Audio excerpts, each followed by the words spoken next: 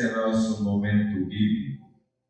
Hoje, dia 20 de junho de 2026.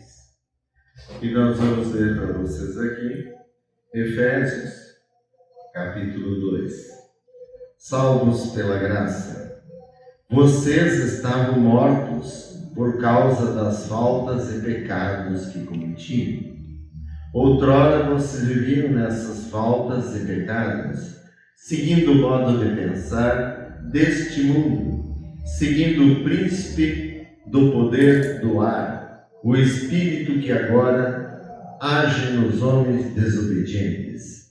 Antigamente também nós andávamos como eles, submetidos aos desejos da carne, obedecendo aos caprichos do instinto e da imaginação. Como os outros, éramos por natureza merecedores da ira de Deus. Mas Deus, que é rico em misericórdia, pelo grande amor com que nos amou, deu-nos a vida juntamente com Cristo, quando estávamos mortos por causa de nossas faltas. Vocês foram salvos pela graça. Na pessoa de Jesus Cristo, Deus nos ressuscitou e nos fez sentar no céu. Assim, com sua bondade para conosco em Jesus Cristo, Ele quis mostrar para os tempos futuros a incomparável riqueza da sua graça. De fato, vocês foram salvos pela graça, por meio da fé, e isso não vem de vocês, mas é dom de Deus. Isso não vem das obras, para que ninguém se encha de orgulho, porque foi Deus quem nos fez, e em Jesus Cristo fomos criados para as boas obras que Deus já havia preparado, a fim de que nos ocupássemos com elas. Todos reunidos em Cristo. Lembrem-se de que vocês, pagãos de nascimento, eram chamados incircuncisos por aqueles que se diziam circuncidados, devido à circuncisão que se faz na carne com mão humana. Lembrem-se de que nesse tempo vocês estavam sem Cristo, afastados da cidadania de Israel, estranho para as alianças da promessa, sem esperança e sem Deus neste mundo. Mas agora em Jesus Cristo, vocês que estavam longe foram trazidos para perto, graças ao sangue de Cristo. Cristo é a nossa paz. De dois povos Ele fez um só. Na sua carne derrubou o muro da separação, o ódio.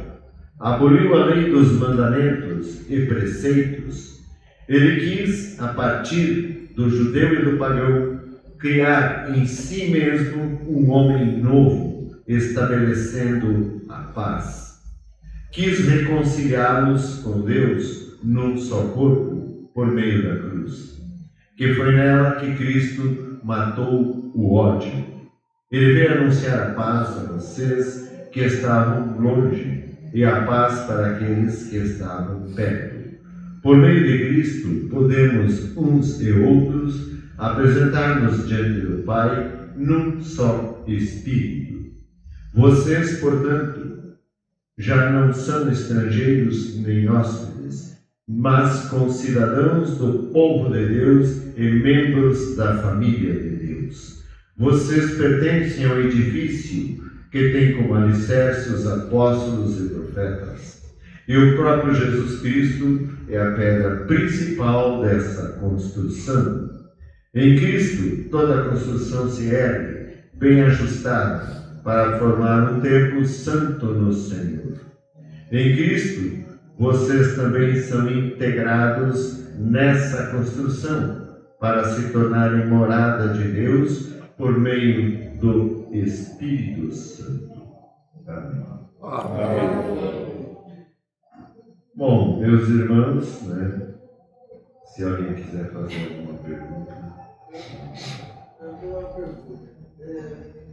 Qual que é a questão que gera tanto debate naquele trecho que fala da graça, das obras, entre as igrejas e tal? Beleza. A questão da salvação. Por causa que justamente, o que acontece? Vocês foram salvos pela graça, por meio da fé, e não vem das obras para que ninguém se encha de orgulho. Porque foi Deus quem nos fez em Jesus Cristo criado para as boas obras que Deus já havia preparado. Ou seja, na verdade, o que ele está querendo dizer é que as pessoas vão fazer as obras que estiverem ao seu alcance, conforme o seu poder. E que, de repente, uma pessoa poderosa, que tem muito dinheiro, pode fazer belíssimas obras, mas não ter o coração de Cristo. Entende? Então, para ninguém se vangloriar, porque ele está fazendo, é caridoso, para que todo mundo perceba, mas é só na aparência. Entende? Então, não é nesse sentido, mas é claro que daí ele refere que espera as boas obras em Cristo. Que as boas obras é para todos fazerem, sim, embora a salvação seja uma graça, mas essa graça, ela em verdade é condicionada. Ela tem uma condição, que você tem que seguir os ensinamentos de Jesus. Se você não seguir os ensinamentos de Jesus, você não recebe a graça. E ele resumiu para nós aqui em 3: amor, verdade e justiça. Para você ser uma pessoa amorosa, verdadeira e justa. E se você for amoroso, você perdoa os outros. Você entende o erro do outro. Se você for verdadeiro, você não vai mentir, não vai trair, não vai enganar, não vai usar nenhuma desculpa para fazer isso. Então, se você for justo, você não vai causar sofrimento nos outros, porque a injustiça é quem causa muito sofrimento. Então, o que Deus quer, o que Jesus quer, é que nós observemos essas leis do amor, da verdade e da justiça, que são luzes que nos guiam para que a gente faça as coisas certas, porque Deus é o bem, existe o mal. Então, Jesus veio para apontar o caminho do bem, que siga no caminho do bem. E não no caminho do mundo, porque se você ficar curtindo o mundo, curtindo a vida, curtindo a festa, você se afasta de Deus, e lá tem energias que vão pegar você e fazer você passar muito mal. São energias do mal. Então, a gente precisa, na verdade, se revestir das orações, da fé, que é um escudo que nos protege contra o mal, para que nossa luz do discernimento não seja comprometida. Porque quando a gente está com energias do mal, elas nos ofuscam, são trevas, e distorcem a nossa visão e compreensão real das coisas. Então, as obras sempre devem ser as obras de Deus, que nós nos ocupássemos com elas. Que nem a gente está aqui, no sábado à noite, fizemos o nosso chá, deu todo o trabalho, todo o envolvimento, estamos aqui, podemos aproveitá-lo, rezar, louvar a Deus, a Virgem Mãe da Conceição. Então, nós estamos nos ocupando com boas obras, as obras de Deus, e não no sentido de fazer uma coisa para impressionar, entendeu? As boas obras é todos os dias.